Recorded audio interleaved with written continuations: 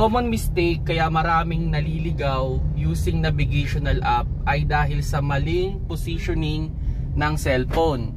Like for example, yung positioning ng cellphone mo nandito sa gitna, nakaganyan.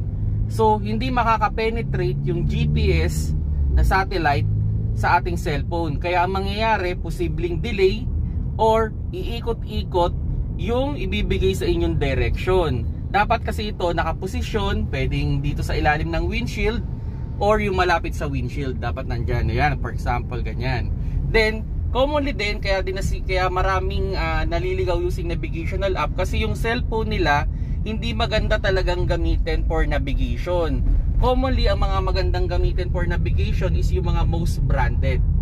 And hindi nila alam talaga paano gamitin yung navigational app. Pag kayo ay mag-set ng destination, after ninyo maset yung destination, i-double check nyo rin kung saan papunta talaga yung inyong direction. Kasi may mga area na magkakapangalan pero magkakaibang lugar.